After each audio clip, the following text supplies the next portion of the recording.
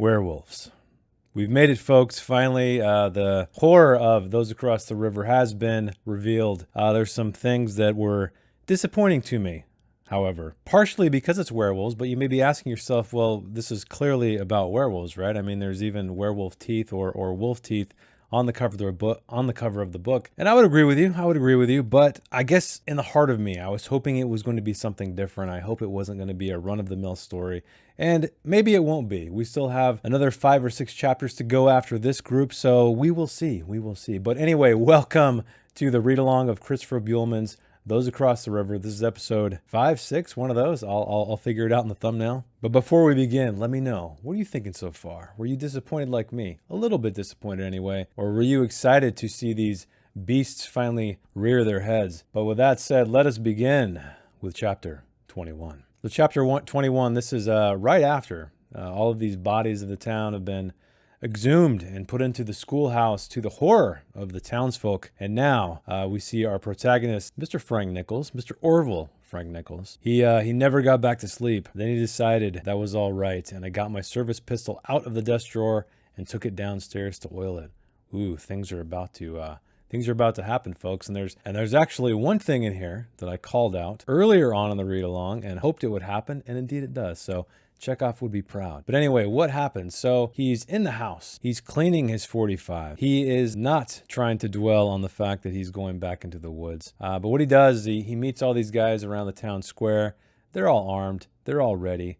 But Saul Gordeau, home with his daddy, but Saul wouldn't have it. No, Saul needs to go along. This guy, he's ready to hunt down some beasts, some werewolves, or, well, find out whoever it is in the woods. But we know what happens to poor little Saul in this chapter. An interesting note, though, is Saul is armed with a rifle. It was an American Enfield, the Doughboy's rifle, Frank's old rifle.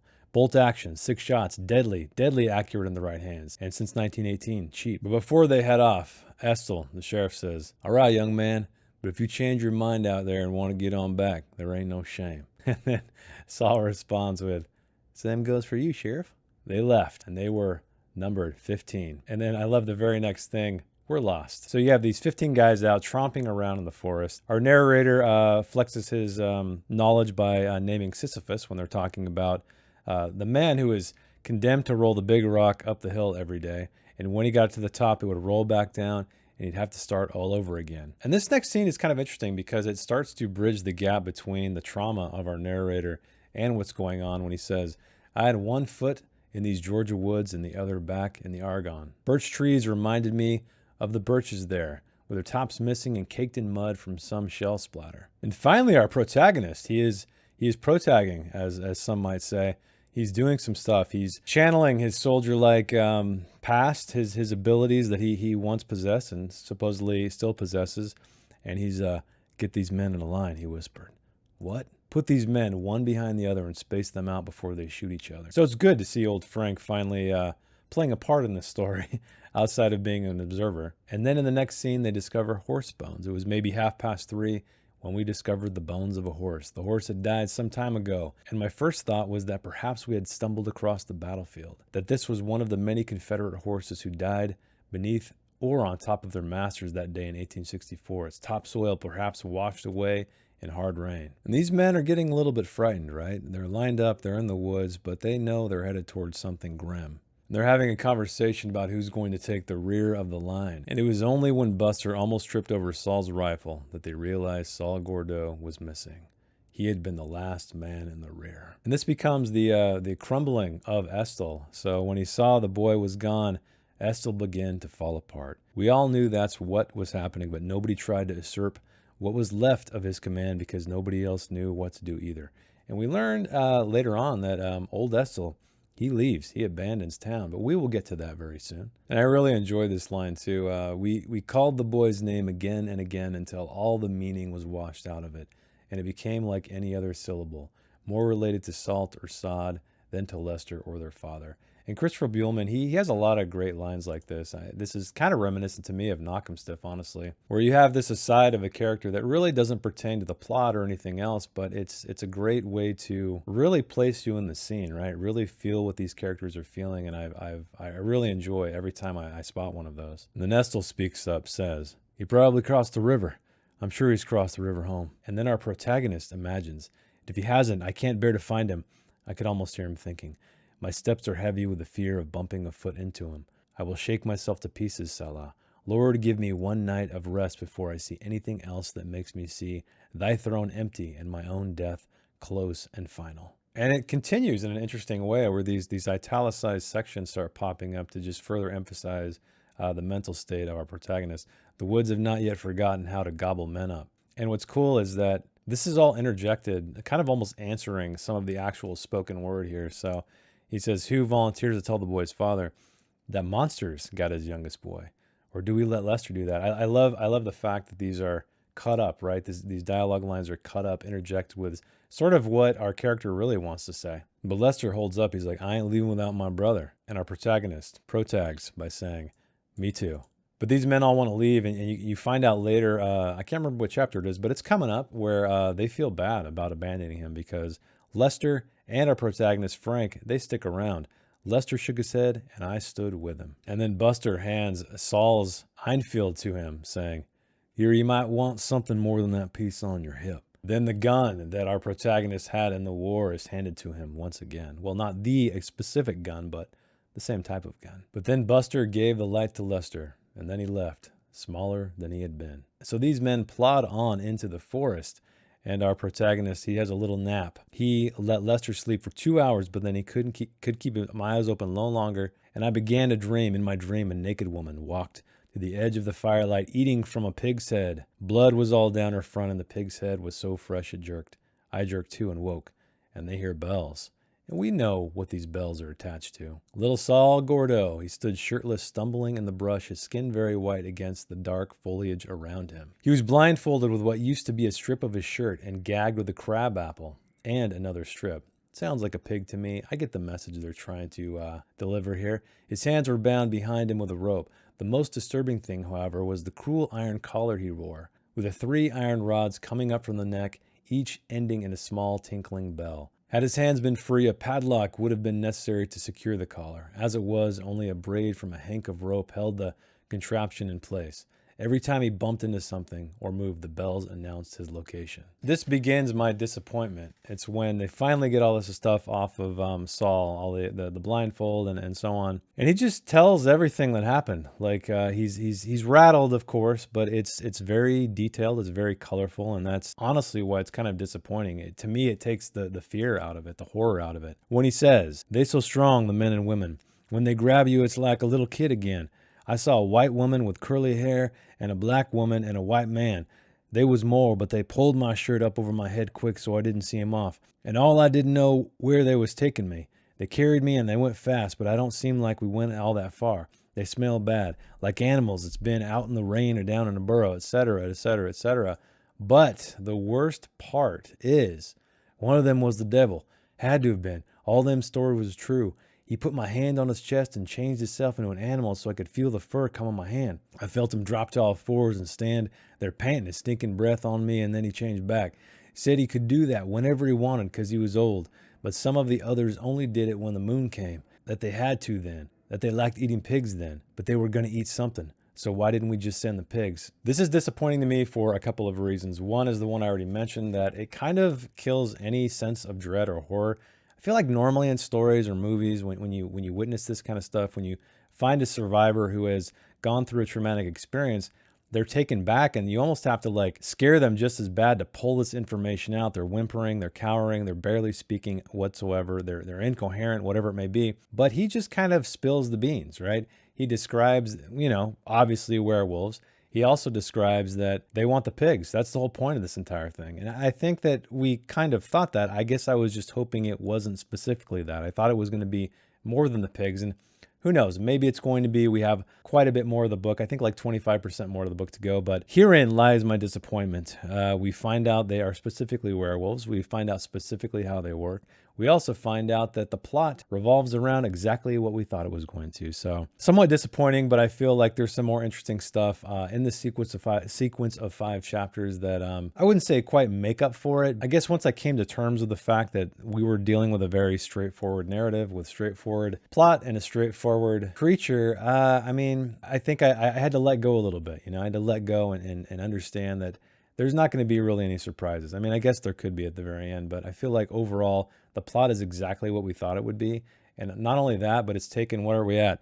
59% of the book before we even get any kind of reveal. And I would have been happy, honestly, if it would have been teased out a little bit more, or not even revealed just yet, maybe a little bit later. Maybe we would have got some glimpse to the horror that befell poor Saul here, or something like that. But just for him to explain how it all works and how there needs to be a full moon and one guy's the devil and he can kind of do it at will. I don't know.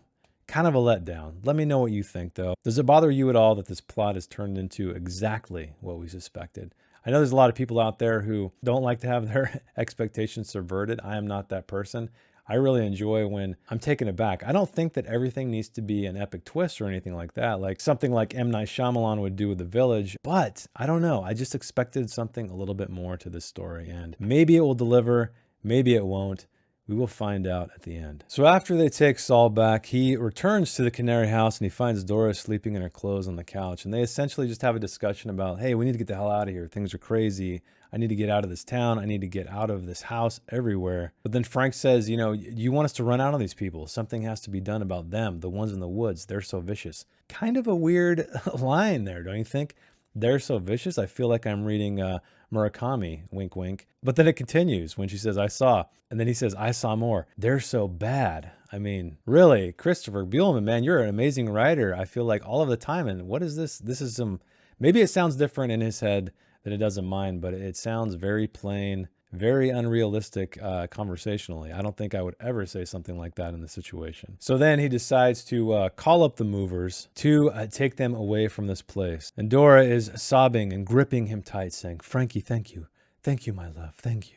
And then Frank, he wakes up from a nap and he is thinking of the boy in the forest. That was a really creepy scene. I wish there would have been more things like that in this. I thought that was such a great introduction to dread or horror or whatever you want to call it in this series. It just kind of like vanished after that. It was such a great introduction, and then nothing really happened until we were hit with the death of the boy, and then also all of the townspeople, the dead people who are being exhumed. But, you know, again, I think that was kind of from a 5 to a 10 almost, or a 5 to a 9. I feel like there could have been more incremental stuff in there. But this is when Frank realizes he had the camera pointed at him when he threw the first stone, and he had taken that picture. It had been waiting in the guts of the camera for me to remember it and have the courage to develop it. And he decides to go to Martin Cranmer the next day, and he would ask him who the boy in the picture was or what. And if he didn't get an answer, he would not speak to the man again. And this was kind of weird too, right? You know, Eudora is freaked out. She wants to get the hell out of here. There's werewolves, right? There's weird shit going on. Our protagonist, amid all of this horror, all of this horrific stuff, he says, let's use our time wisely, I said. Let's go to the courthouse and get hitched the weekend before they come. Really, Frank? Really? No, I mean, are you really asking me that standing up? He drops one knee. A little bit of humor in there. And they decide right there and then to just abandon the town when they say, or when he thinks, let it bury its own dead. They want to move on to a happy life. This is not their problem. Which brings us to chapter 22. There's nothing in it for me. Explaining that boy to you. Martin had only glanced at the photograph before putting it back down on the table. He drank from a bottle of gin. So what do we learn in this chapter, in this conversation? Well, we learn that these are definitely werewolves, because the mention of silver is brought up, and we know what silver does to werewolves. But he asks, who is that boy? He's a leper. A leper? That's right. Or it's close enough. He's sick, and so are a few others. Jesus, you're saying you have contact with them? They're sick, I told you. There are fevers in those woods, and fevers make people do things that are not polite. And I feel a glimmer of Cranmer coming back, that great guy that we knew and loved from the first scene, and he just kind of like devolved into just an ordinary character. He says before he tells Frank all this stuff, he says, swear on her legs. He said, what? Swear on her exquisite gams. And I am nothing but proper and respectful when I call them exquisite. Swear on them that you will not spread the information I'm about to give you to the good folk of Whitbrow, that you will only use such information in extremis to protect yourself and those legs. I do swear. And this is when he said, Silver, they have a reaction. Then we find out that old man Gordeau spent the first days of October driving the other small towns in the country to buy dogs back from those he had sold dogs to before. He let it be known around town that he wasn't going to wait forever to go back into those woods, alone if he had to. And when he did, He was bringing dogs and a fiery sword. And this is before Estel turns the town over, when Estel knew that the town needed a captain. But since he had no idea how to help things, he tried to better himself by spending the hour before dark practicing with his revolver. Until one day a neighbor showed him a bullet hole near the baseboards of his house. But Estel, the good man he is, he fixes the board and he goes back to the general store with the rest of us, playing checkers sometimes, but mostly just sitting, smelling summer dying on the breeze that came through the screen door. He did not know that he was waiting for the full moon to come, but that was what the whole town was doing. For the next few days, Whitbrow lay as still as a bride waiting to meet her husband. Which is a great segue, I suppose, to chapter 23, when one morning in October, not long before our furtive planned nuptials, Dora found a wedding dress in the second-hand shop behind the butcher's.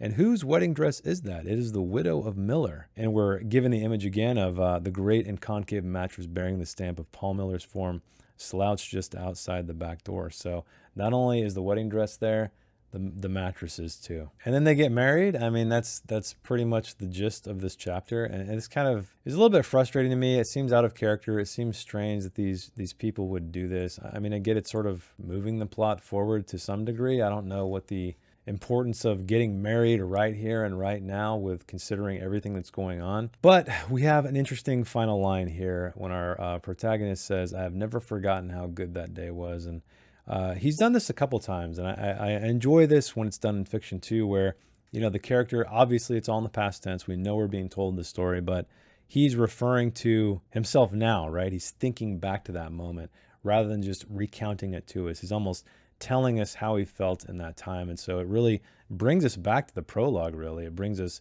to the present, I should say. And so I think that's used for good effect here. I enjoyed that. Even though the chapter was just about a wedding. And now things are kicking in to full gear in chapter 24 when the noise began around 11 that night. My wife and I were talking in low tones, too excited to sleep, but spent from our last union while the candle sputtered and made shadows. When the screams came, even I heard them. Neither one of us moved for a second. They came again, 2 women, and the word help. And so Frank, he gets up like the hero he is trying to be. He's married, he's been laid, he's ready to kill some werewolves. So I'd seen that the doors and windows were locked, and I had loaded the clip with a silver-tipped lead custom made for me in the Milltown. Oh yeah, I forgot to mention that. He made some silver bullets in Old Milltown. But he finds poor Ursula Noble sitting cross-legged on the floor of the kitchen, holding one arm between her legs, and unfortunately, that hand is missing. And there's something curious that you guys know, if you've caught up anyway, that her hand tried to grow back, which was kind of interesting. I don't know why she died, though. That was kind of weird. Maybe it was because they were trying to keep her alive with medication. I'm not quite sure. Or maybe the wound was too deep. I don't know, because we know what happens to Eudora. Something that was a little bit predictable, but whatever. Here we are. And then he also spots her father lying on the floor of the common room, and he did not move. But he did see her hand was gone. So we know that he's back. We know that the guy's alive. He's not dead. But next, Frank, he's asking about the mother. Where is your mother? And all he heard was shook her head and outside.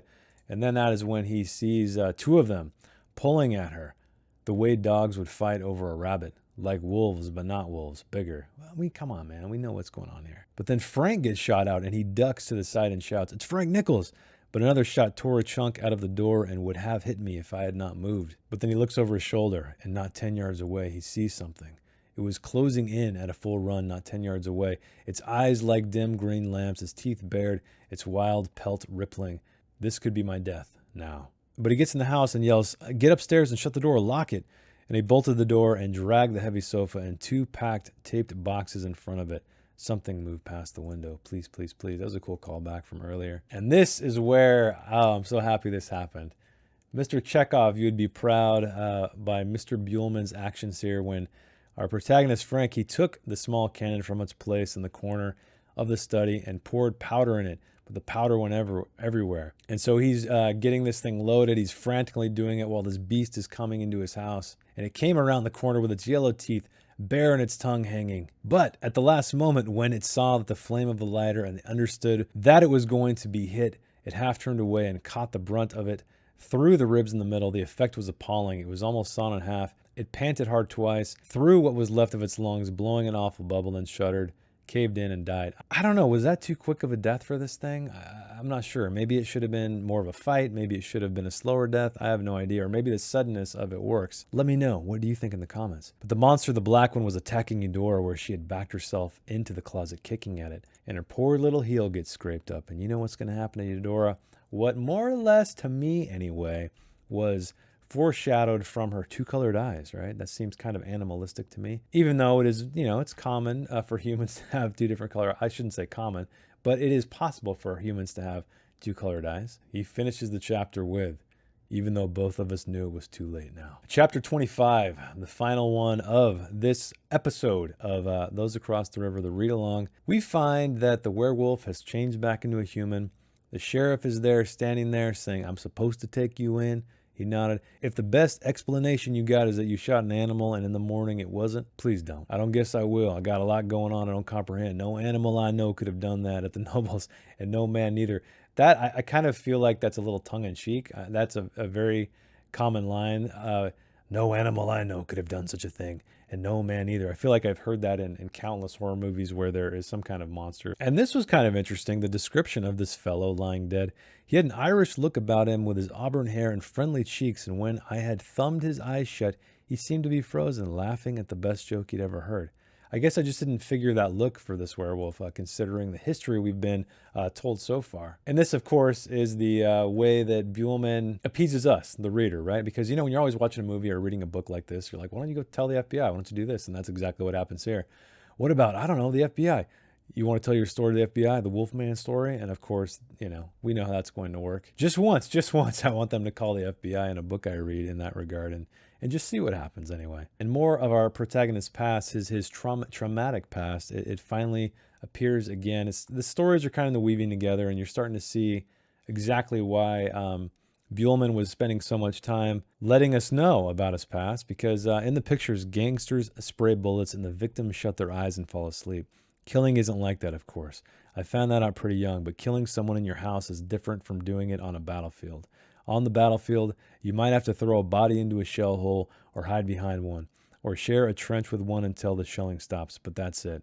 When it happens in your house, you have to clean it up, all of it, and then you have to keep living there. And I think that's a really good clarification of what murder might be like in your house versus the battlefield, because, those of us, myself included, who've never been in battle, never killed anybody. I mean, I've never killed anybody. I think fiction is a great way to kind of put stuff like that into perspective. But then Frank, he dreams again. He dreamed about the trench fight, only this time when the German boy ate his fingers sitting on the mud with me. He then ate my hand up to the wrist, got up and left in the mud, which is, exactly what happened to poor Ursi. Then he wakes up from that dream and he finds Dora very hot. She has a terrible fever. But moonlight lit her face and she looked so beautiful I was afraid she was about to die, like in some painting of a saint's death. And her heel itches, right? She's foggy. Froggy, not good, heel itches. And then the doctor comes and he's checking her out and he plainly says, you may not feel that poorly, but I believe that you may die. But she says that I'm not going to do it in a hospital. But what happens? What happens? The doctor can't find the wound. The wound has miraculously healed because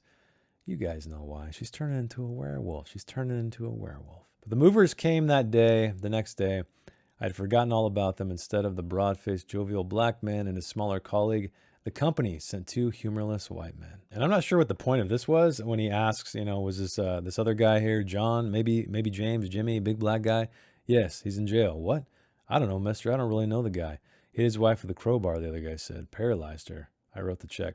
I don't know if that was trying to reinforce the perception of black people in this time. I don't know. Let me know what you think the entire point of this scene was. It was kind of odd. Or was it just trying to illustrate even more violence that's happening right now? And the next scene, I was only peripherally aware of the events that occurred in Whitbrow during the next few days. The days of Eudora's fevers. I did not go out to see what was barking when old man Gordeau used his new dogs to find out what was left of Mrs. Noble. Nor did I attend her funeral. I saw a mule-drawn cart full of furniture bump its way up the road, but I did not care who was leaving. My wife was my only business. And then we find out things are changing drastically. She drank water by the pitcher. She craved organ meat. So I fried chicken livers and gizzards or beef liver when I could get it. And I like this little conversation here when he asks, what were you dreaming, my love? I don't want to tell you. Why not? She sobbed once, both laughing and crying. Because I was killing you in it, silly. A little bit of foreshadowing, perhaps. Well, we know our character, he is in the cage, right? But that doesn't mean he can't die, I guess. We shall find out. But then we find out about poor Ursi. So 5 days after the attack, she died of the same rolling fevers that punished Eudora. And they said they had never seen a hand trying to grow back from a stump before. They showed him the little fingers like an infant's fingers with their tiny nails sprouting from her wrist. An x-ray revealed hand bones knitting at the end of the radius. She pushed her IV needles out too. The punctures kept closing up. The director of the hospital was a religious man, and after she was dead, he saw that she was cremated along with her record. So they are trying to bury this fact here, even though it's too late, guys. And finally, Estill, Sheriff Blake, leaves town. And I really like this note he left. It's super plain, just kind of what you'd expect from a man like this. And it's great that it wasn't just overwritten, you know. Might be back, but get a new sheriff. The Lord has turned his face from us, and I am no good. So Estill, he's been through a lot, and I think that's definitely been exhibited here. It's been shown here in the fiction where he's been hammered down quite a bit. All of the weight on all of these events has fallen on his shoulders, and he just can't take any more, so he is completely out. And I really like this description of the house because, again, it really grounds you. It puts you in that scene when he goes in, he says, the house was a mess. Estill had been eating his meals in the bedroom for the last few days, and the dirty plates were stacked in one corner. Flies buzzed around these. Dirty clothes lay about nonsensically. He had stepped out of several pairs of pants and just left them. That line particularly, I think, is extremely visual. The mirror had been struck and cracks webbed out from its center. And old Mike, he sat on the porch contemplating this, but he had to tell someone. But whom? In the end, he told everybody he could find. And Buster is the man who takes up reign as the sheriff. And they say, well, seems to me now that we got dogs again, we got to go back in them woods and hunt. So they are ready to go back. But Frank breaks his word to Cranmer, and he tells him everything, all about the silver, all about the boy, all about the monsters, the werewolves. And they go to old Pastor Linden's for his big silver platter. It turned out he went straight to Pastor Linden's house and asked him for the big silver collection plate he had used so long to pay for the damn thing's dinner. I like that aspect, right? It's ironic, and we need good irony in fiction often. And then while the new sheriff went to the mill town to have bullets cast for the posse, in the days before those bullets would be ready, Whitbrow settled again into the spell of waiting it had learned so well these past months. And that's happened a few times, right? You have this crazy event and they just kind of sit there and aren't sure what to do. And then another event and they just kind of sit there and time goes by. And then another event. So at least he's pointing out that fact. And maybe it builds on the tension. I don't know. It didn't really for me personally, but let me know what you think about that. Do you kind of like the stop and go mentality here? Or do you think it should have just been them stumbling blindly through what's going to happen? I mean, I guess this is the time in the story where the heroes, the characters are assembling to face off the final enemy. And Eudora is creepily sleepwalking now. He called her name and went to her then, putting an arm around her. She responded by moving her face towards me, but did not wake up. I steered her around and directed her back inside, latching the door. I guided her back up the stairs one by one, and when I put her in bed, I tucked the top sheet around her so tightly I would feel if she got up. And I like there was an image of his wife here when she's sleepwalking, how he catches sight of her, and it's exactly like he saw the werewolf when it was attacking him in his house. I thought that was some good subtext of him, realizing essentially she's becoming a monster without saying it. And you know how much I appreciate that. And then in the morning, Frank wanted to hear music. So I went to the store where I had moved the gramophone for easy loading into the moving van, not far from the front door. I ran his fingers over the walnut casing to see if it had been nicked or gouged by the shrapnel that had coned down from the stairwell when the cannon went off. But it was cool and smooth to his touch. The old Aeolian Vocalion, I should have looked up how to pronounce that. It was his father's last birthday present to him. And I do enjoy this last bit of this chapter. It's really speaking in subtext. It's talking about the character's mind and the state of the narrative at this point and what he's contemplating when it's a German song, I believe, and she says, music's nice. I remember this one. What is she saying now? And our protagonist responds with that he will learn about sorrow. Someone else will take him to school the way he did her. And then they do a little dance, and the next several days pass as that day did, full of dreams and whiskey and sleep. The sleepwalking of my wife, her hungry lovemaking, her greedy belly. And then I went back into the woods. So that ends chapters 21 to 25. some disappointments, some cool things. Like I said, hopefully you are more positive about the story so far than I am. I think once I got past the hurdle of just everything being dumped out in our faces, essentially, exactly who the creatures are, how to kill them, what they're about, what they want, etc., etc. I kind of let go of that. I let go and I continued with the tale, and I'm still enjoying it so far. So what is for next week? Well, I say we finish this guy. We finish this book. We have about 6 more chapters to go. It's going to be a little bit longer of a reading session, so I'm sure the video will be a little bit longer. But let's take this thing all the way home, everybody. And hopefully it ends well. Hopefully it ends well. Keep your fingers crossed. I will keep mine crossed that while maybe this didn't turn out to be an amazing novel, it's a very readable novel and there's a lot of good things to say about it. And not once did I ever feel the need to quit it despite my disappointments. But yeah, let me know your thoughts in the comments. What are you thinking so far? Was the reveal a little bit too abrupt, a little bit too on the nose? Or are you liking it so far? Are you still entranced by this story? But thanks for hanging out with me. Thanks for reading along with me. And I will see you next week with chapters 26 to I think 31. But anyway, we're going to finish the book, everybody. So with a dramatic conclusion of Those Across the River happening next week. All right, I'll see you then. Thanks. Bye.